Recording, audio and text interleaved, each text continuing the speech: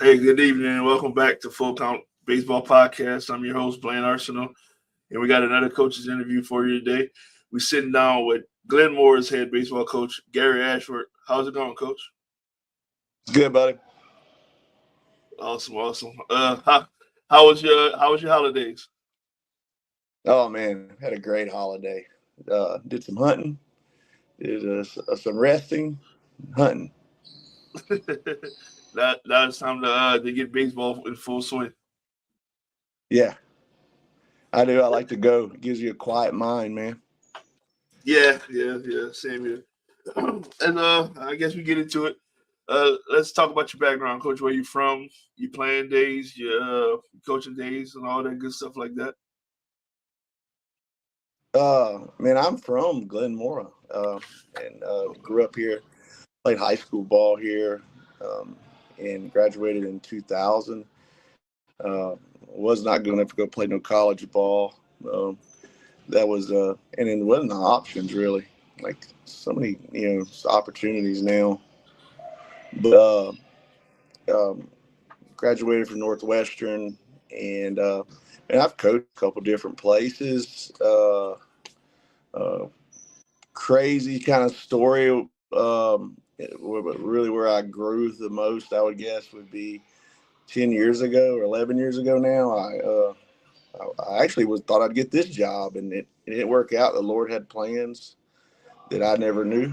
I thought, God always gives you what you need, not what you want, right? Yeah. And ended up at Sacred Heart of Ville Platte, and, and I'm Baptist. I'm even going to this Catholic school. I didn't even know where Ville Platte was at, really. I knew kind of the area, and but it was the best thing that's ever happened to me. Um, Not other than my wife, with my daughter, and as far as coaching wise, like the people I would meet, the people that would invest into me for these 10 years. It would impact more than you can imagine, and the families and the it was the best thing in the world. Like as far as coaching wise, and the principal was she was hard on me at first. I mean, she was tough, and I know I hear coaches what about the principal. I look, I feel you, but now I look back and see like it was love. It was tough love at times, and I met one of my best friends, several best friends from down there now, and so strange turn of events. I would have thought I would have been still there, and the Lord still does things, and I'm back home now, and so here we are. My wife's assistant principal at the elementary, and I'm here. My little girl is here, and back, right down the road from my parents, and so it's kind of slowed down. No more coaching football, which I love football, but it's I can't wait to watch tonight's game. But here kind of slowed life. It's been good. It's been really good. Yeah. I met you when you was at Sacred Heart. I had no idea you was from Glenmore. I thought you was from the Ville Platte area. Yeah, look. That's my people too.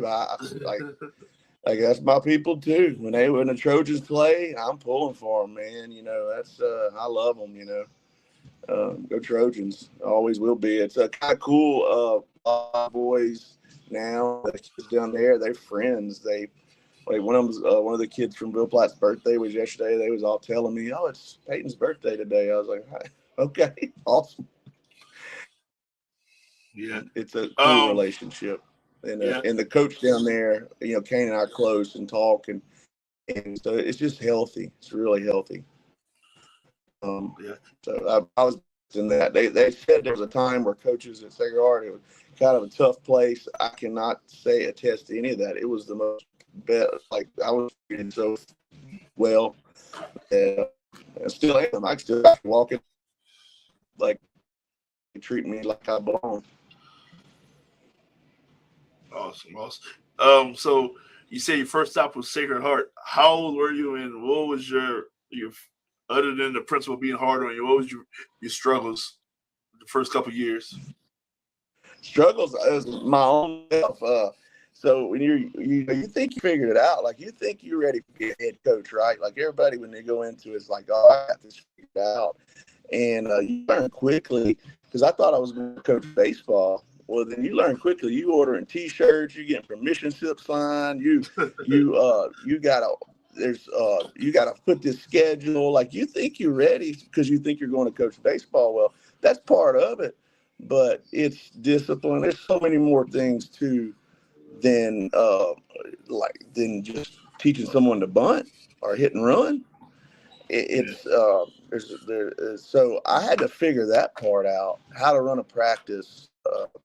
And I tell you what, coaching football and Coach Harper, watching him coach football really helped me with practice planning and scheduling, and then I had some men down there in that area, coaches that like Lonnie Landry, Scott Phillips, Kyle Cormier, Danny Ordwine, Justin Boyd, these guys, Cody Vision, they really were good to me, and they were telling me. Like I play Lonnie. Lonnie's my best, my buddy. He can be a little rough, and so we walk across the infield. I didn't know that's trouble.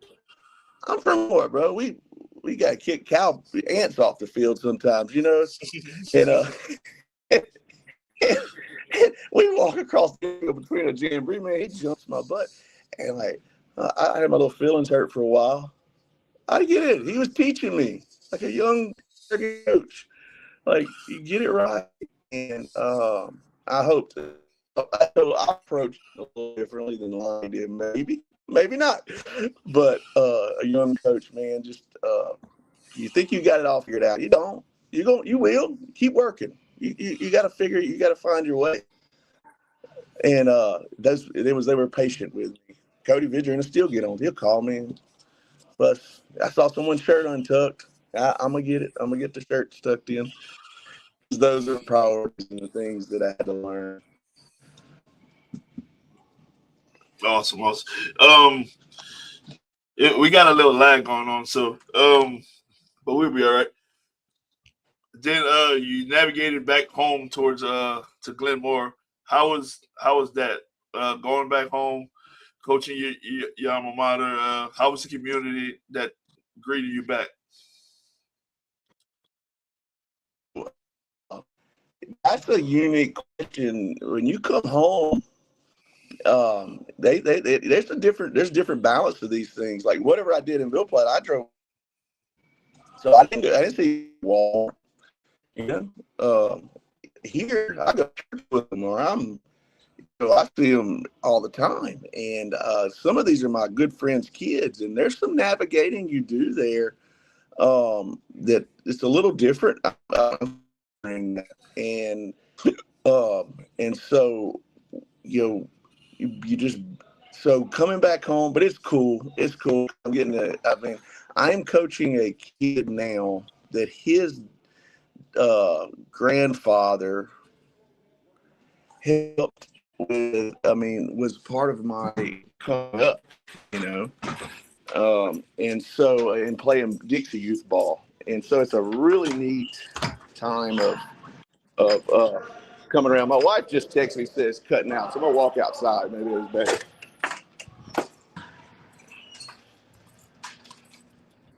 Is that better? Yes, sir. That's good. Okay. So, coming back home, it has its different things that I have to navigate through, but it's been good. These are my people, and they when I look in the crowd and see people that I've known my whole life, it's a beautiful thing. My parents are able to be part of a lot more, and so yeah, it fits. It really does fit. It really, really does. Let's talk about the 2025 season. This is your third. This past year was your third year, right? No, I got here last August. I walked in late. Yeah, it was really late. So, man, I hit the ground running. I walk in. They're gonna introduce me to the team and the families. And problem was, it wasn't about 8 kids in there. So, I, uh, that's a little nervous. This is, so I told them, I said, well, guys, first thing, we're going to have to go find some guys in the hallways and see if we can get us enough to play. And then you're going to have to cut your hair and you're going to have to tuck your shirt in and there was a few things, it's, uh, and then I'll see y'all tomorrow in the weight room. And, and I mean, it was literally the next day we were at it. We got stronger. Then I found out I didn't have but one kid with a driver's license. I ain't gonna say they didn't drive. I'm just saying there was one kid who old enough to have a driver's license. They were all sophomore and freshmen, and no junior, no senior. Which, hey, look, coach starting a new job. I mean, that's okay. Thought it was a pretty neat opportunity. And then, man, when just went well. We uh, we learned to play ball together, and we had I think it's 17 wins on the year. We won our district, which is pretty neat. I don't it had since they had won an outright district here. It'd been a while, but there was man, we really grew. We came short in the playoffs. Like we would have loved to have went further. We ended up losing to Grace, and it was a good game, and they made some plays, and we didn't. And so it was a great year, and I was just glad to be part of it. Now that you had your first full season under your belt, how was your summer and fall workouts? So we get home from Grace, and we left. We didn't stop and eat. Drove on home, and it was pretty neat. Blaine, like, I get them in the locker room. We talk. I start watching them. I'm just gathering. I start watching them, and I was like, they're setting up to hit in the cages. Well, the And same I night was you like, lost out hey, the what are y'all playoffs? doing? Yeah, they setting up to hit. They Oh setting wow! up. They breaking out a hack attack. I'm like, what y'all doing? And they're like, it was about 8 of them. Cause you're ready. So a lot of people ask me, when y'all gonna start? I said, hey bro, when we stop? How long you tell me when we stopped? I didn't know we stopped. People ask me that. I'm like, I didn't know we stopped. And so, man, we I I've worked a lot. I've worked hard. We've worked hard in the past for however long I've been doing this. Man, I tell you what, we put it in. We went straight. I always like, all right, I got to do better. And, I'm a weightlifting. I'm not like, if you look at me, I'm not a weightlifting guy, but I've educated myself. But Blake Trahan was offering some stuff, and he threw an app, and he tests you and kind of leads the kids. And so my parents bought into it, man, and we took a bus load down there, and he trained us this summer. And then we get back here, and then we played a lot of ball. We played 4 different tournaments, and in June we played a lot of midweek games, and did some fundamental work. And a lot of guys started going down to Blake. They were seeing DC and Blake and other pitching coach, I forget, and they love it down there. Blake does such a good job. I had some guys going up to Trey, hitting with him as well, and it was awesome. We were just getting work all over, and we get back to school here, and I hired a new we hired a new assistant baseball coach who just got out of playing college ball, and then he was coach at a D2 level, so he looks like more of your weightlifting guy. So he just elevated it. He pushed. I said, "What you need?" He said, "What you want?" I said, "I want to get faster. I want to be more explosive." So we ordered some sleds. We got box jumps. I mean, uh, it's all kinds of little gadgets for all these things, bands, and they was throwing up. Just, I mean, it was tough. I would tell you, October, November was grind over here, buddy. But I've definitely seen the strength, wrist strength, and so it's paid out. Now we're gonna lift. Like that was the thing. I was used to a first hour PE, so we didn't have to not lift. We would get our lifting in the morning, then in practice in the evening. Well, here I was really coaching. I had Coach Broussard, my basketball coach. I was kind of by myself a lot of the times, so I would skip my athletic PE lift and just go into practice. I felt like I needed to catch up on things, but with Coach Carr now, we're not missing that lift. I thought we faded late. We'll lift through the season now, and I believe in that. I just think that's you got to, and my kids do too. They don't mind it, and so we have August, September, October, November. So like people say, well, when you gonna start, bruh? I don't know what you're talking about. With my neighbors, my friends, he said, dude, y'all practice like every 30 minutes. when we going fishing? I know. It's an obsession. I got to slow down, but it's good. It's good. I'm right home. I can be home in 3 minutes. Awesome. So yeah. You being at a small school, how is it? I guess I asked everybody else at a small school. How is it sharing your athletes? Oh man, it's easy here. Coach Broussard. It's our two major boys sports, basketball and baseball. He helps me with baseball. His son starts for me. He's a good basketball player. I got several guys they play, and I kind of give them the freedom. Like I don't ever say, "Hey, you got to be there." There's a few days when I do, but for the most part, basketball is their priority. But Coach Broussard shares. It's never like you can't. He lets them go full out. He's like they can get hurt doing anything. They get hurt at home. Come and then like I got a kid. He meets with Coach Clark before school to hit. He'll come twice a week. He gets his reps in there.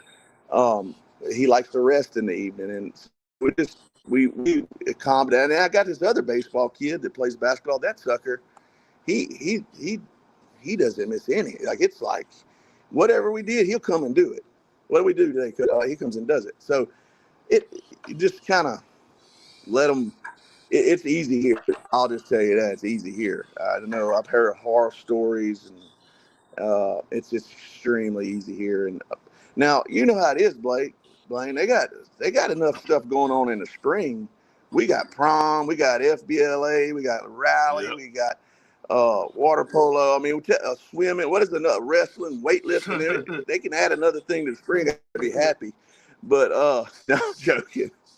Like we just have a lot of stuff you have to navigate through in the spring. That's just true, right? Like man, it's a lot of stuff. Track, all these are good things. I'm just saying, like man, it's stuff you got to work around. You better count on that. Yeah, man, I'm surprised. I'm surprised you to get up. Yeah, I'm surprised you to get old Coach Brent Duplashan over there with you. Hey, well, I'd take him, man. I'll tell you what, Brent. He's got like a little magic ball in that bald head. Like he'll tell you that guy on deck, he's gonna hit the ball at the second baseman, a ground ball. If you throw, like it happens. I went against him twice on pitch calls, and both of them bit my butt. And I learned my lesson. I don't know. He's got like this, I don't know, like this magic ball, and he's the best. And he's just the best at his stories is the best, and he's just so good. My man. Should have mentioned him earlier when I was talking about these guys that invested in me. Brent really did. Such a good man. Yeah. Love him. Yeah, I talked to Coach JC Hope the other day, and he was telling me how he share athletes, and he has to go light at the beginning of the season, and then on the back end, like play more games. How is your mindset with that? Do you do that philosophy, or do you play and you get you guys when they come? So, man, if you go like this isn't no one's fault, but it's just the way this thing is lined out. Is the how far basketball runs into baseball, and then we got to try to get these guys' arms healthy to be able to play. and the team makes a deep playoff run in basketball. I mean, it really it's it's tough. It's really tough. And so on scheduling, um, we play a lot of Saturdays because I know that's not going to interfere with basketball. So I'll schedule Saturdays. So I have them, and Coach Broussard lets them play.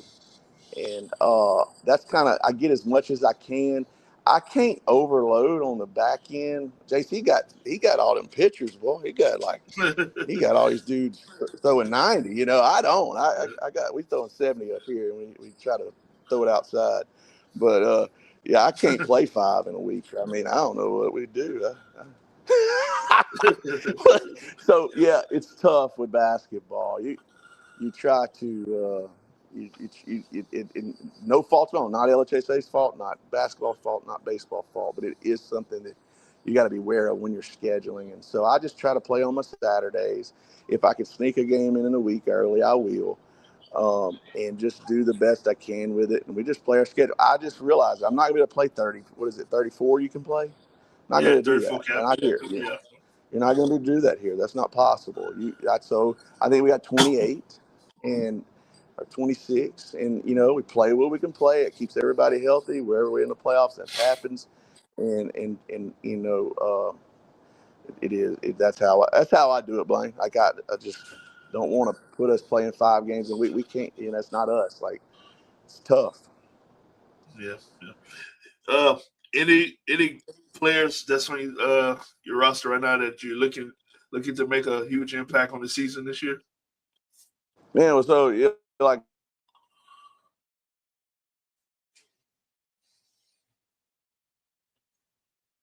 Uh-oh. And we lost Coach Ashworth. But in the meantime, when we try to get him back,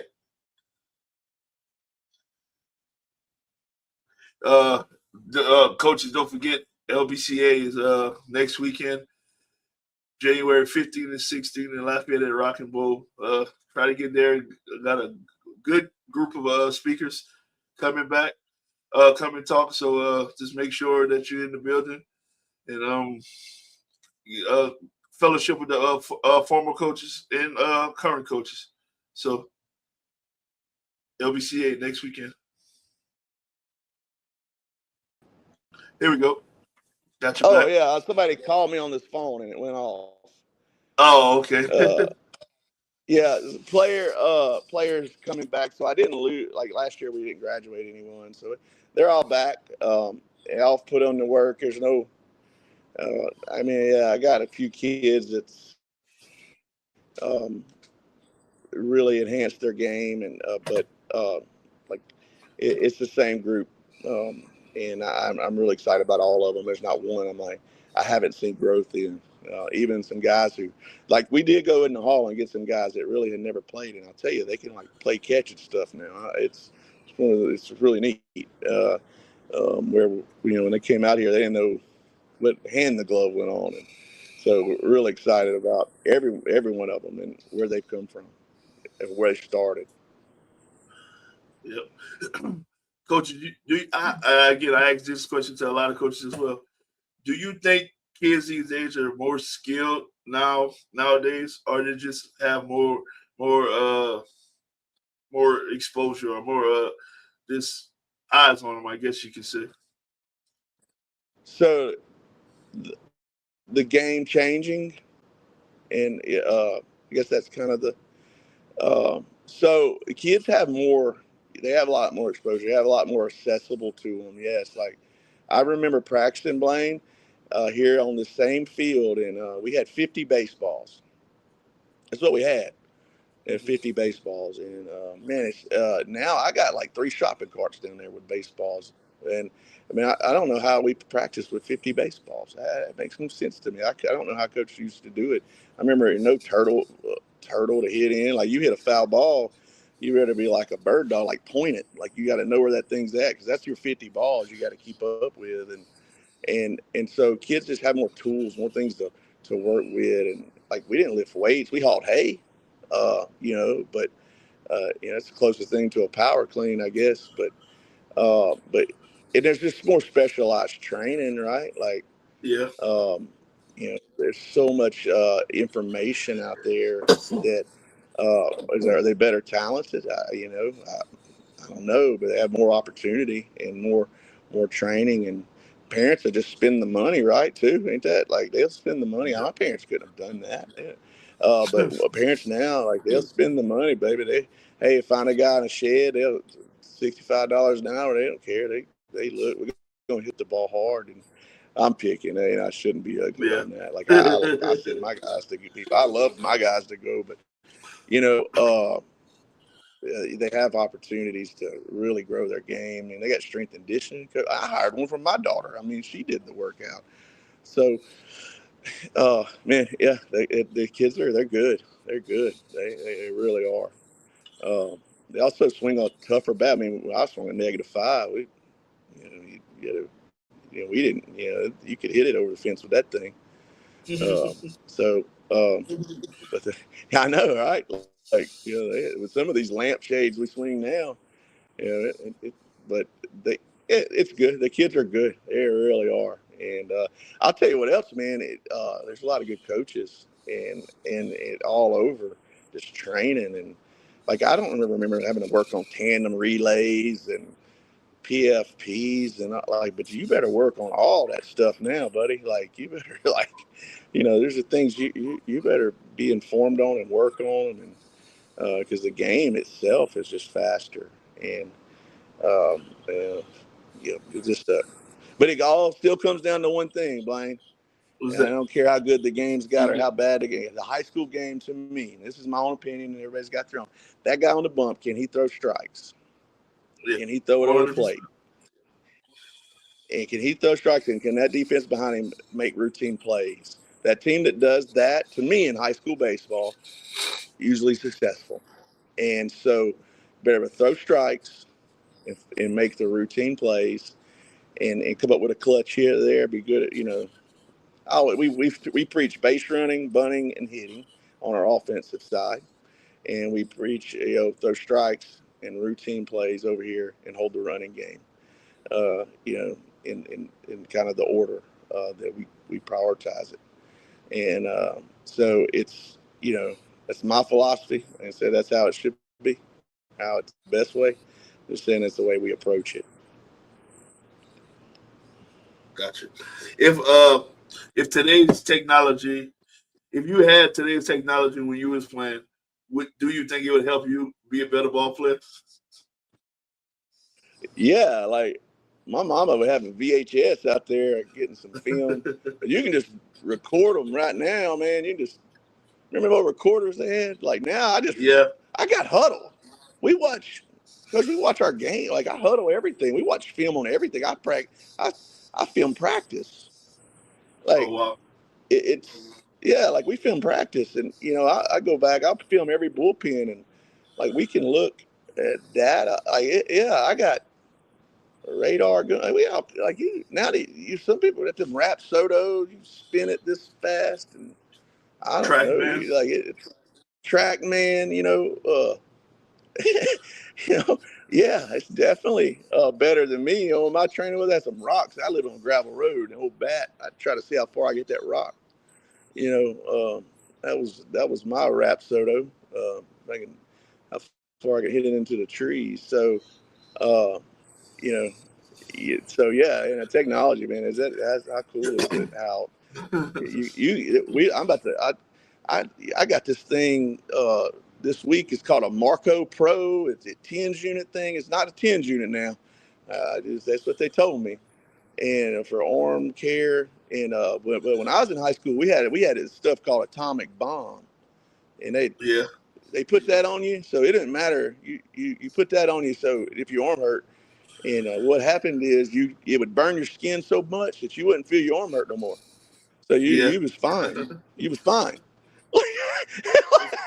Like I don't know what they did, but I need some of that. Like like your skin would burn so bad. You're like, oh, my arm's fine. I don't know what this. Like I'm getting a welt, but my arm's fine. you know, atomic bomb. That was the name of it. Yeah. Yeah. I Somebody's gonna remember know what that. I'm talking about. I remember. I graduated in Yeah. 2005. I'm a little younger than you, but I remember it. Yeah, they didn't have no. I got this 10. They sitting up on a tens unit. Like I'm soft. I really am. I'm soft. That's just, it ain't a tens unit, by the way. It's not supposed to No. be. How do you keep your players focused on development and not just stats or highlights? So man, I had a long talk today afterwards. Just the only stat that matters, Blaine. The only stat that matters, what that scoreboard says at the end of the game. It's the only one that matters. That's all that Yeah. matters, dude.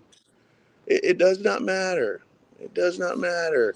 And your mama can be on Game Changer and worry if that was a hit or not and all that. That's all good and all, man. But I just point them to the scoreboard. That's the only thing that ultimately, and all those accolades, they'll come if you do it as a team game. And but I don't care what Game Changer says. There ain't no college coaches watching no Game Changer in Glenmora. I can tell you. So like you ain't got to worry about like was that a hit or not or what you did today. What'd your team do? What's that scoreboard say? Like, but it's hard, ain't it? Like in this Yeah. culture, this culture says me. And the whole culture of this baseball world, there's a lot. I mean, we just get mad. We'll go to another school, we'll go to another team, and things like that. But it's the culture says that. But to go against culture, you're a rebel. That's what I tell them. Be a rebel. Everybody's doing Yeah. that. Do this. Like, uh, and I got guys, man. I fight with them about. They really worry about those things. I mean, I guess we all do. Um, and I'm pretty hard on it. But I can't stand selfishness. Oh, it drives me nuts, right? You know, Yeah. Yeah. it drives me nuts. You always look for the selfless guys, but not the selfish guys. Yeah, and we have to be the leader of that as well.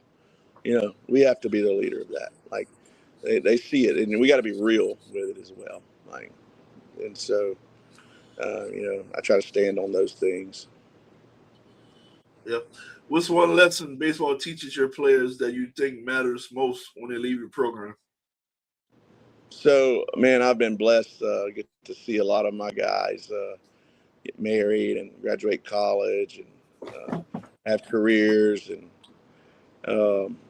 so and they text me happy birthday or just send me a picture of them something they killed or and my deal is family like it teaches the importance of it into being together and of course I hope it makes you tougher and of course I hope it makes you uh, believe in yourself.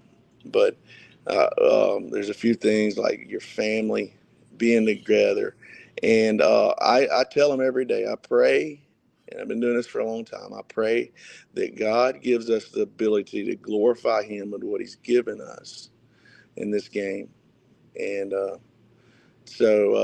and ultimately, I pray that my coaching, and I don't always succeed at this. Let's just get us, I ain't trying to be like fake. But I pray that people come to my program, they heard about Jesus too. Uh, and that's important to me as well. Awesome.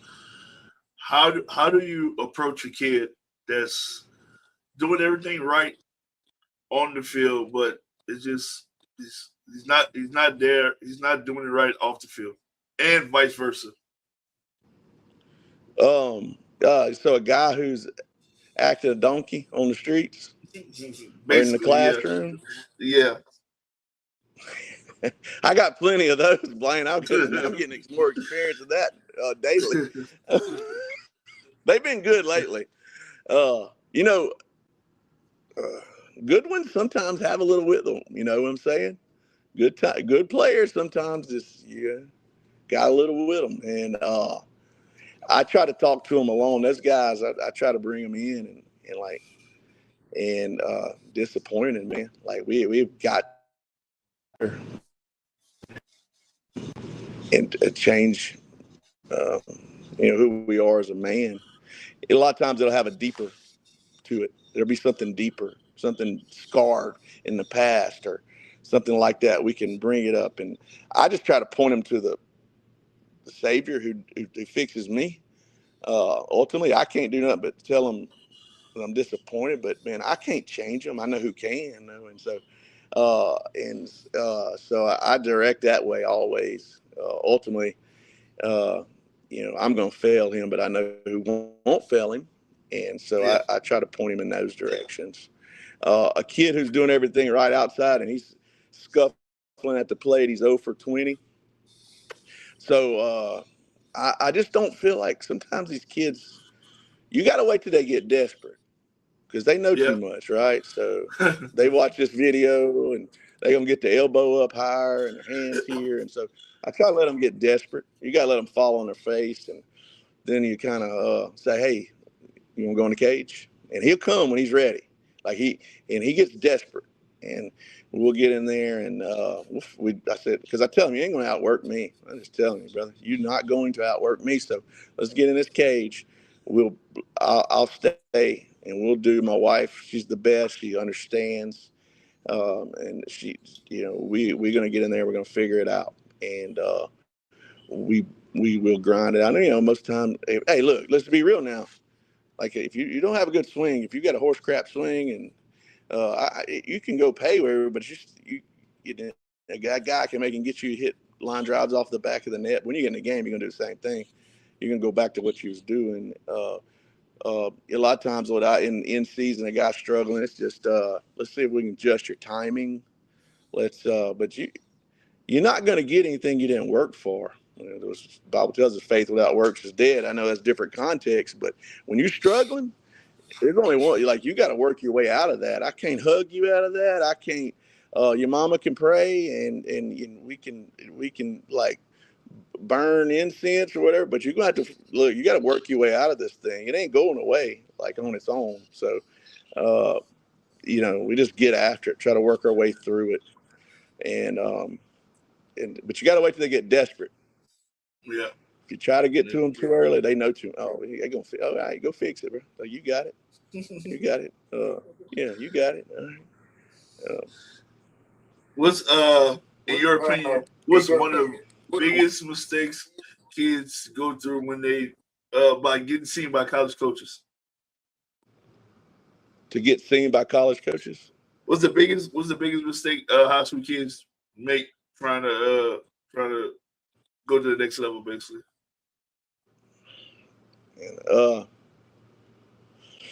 It's hard to.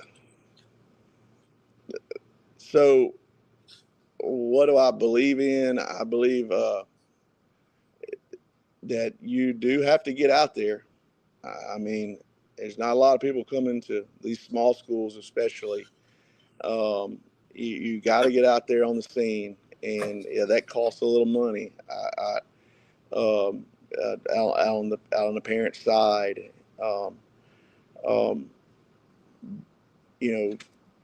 I'm not sure about paying for this people to promote me kind of deal. Not Pet Baseball Report. I think they do a really good job, but there's these other things these people have reached out to me. Yeah. It's I'm I'm not sure about that, but but one of the biggest things is if parents are gonna pay this $500 or something like that. What did you do on your end to prep yourself to go do this thing? Are you putting in the work pre going into that thing? To me, what are the kids that don't work? Brother, I got a kid going down to a thing this weekend, and I've been on your mom and dad going to pay for this? You better be ready. Yeah, make sure you're ready. It's expensive. So what do kids not do? Work. They think you're gonna roll out of bed, and there are guys that can just roll out of bed and do it. But I ain't coaching any of those guys. It costs. Yeah, it costs, man. It costs some work, dude. And if you're good enough, I don't care. If you're good enough, you talk to JC, Oak Hill High School. That's the middle of nothing, brother. Which I am too. That sucker can run like a cheetah. and he could hit too, and like he played on the big stage, Yeah. Uh, you got to go bust it though. What's one advice you can give to young coaches that's coming in the game? Because Man, as we all know, high school coaching is starting to become a dying art. But you got a few that yeah, still want to do it. What's your advice to them? man, don't rush the head coach thing. Enjoy being an assistant coach. Go somewhere where a guy's like you believe in, watch him and learn and you know gather that information and take your time. Everybody wants to run and be a head coach. Look, I'm gonna be honest, I cannot wait. There's a good day coming. I'm gonna get to be an assistant coach again. And like don't rush those moments. Learn from that. Everybody wants their own gig, and I get it. And but don't rush that head coaching time.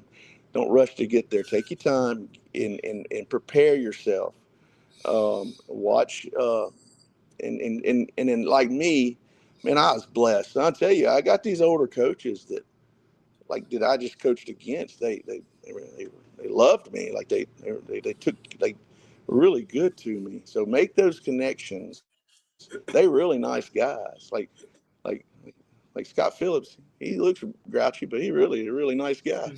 Yeah, he's a great guy. He's a great guy. Yeah, Kyle Cormier he's a good dude, man. Yeah. Jeff Smith, that's a good guy.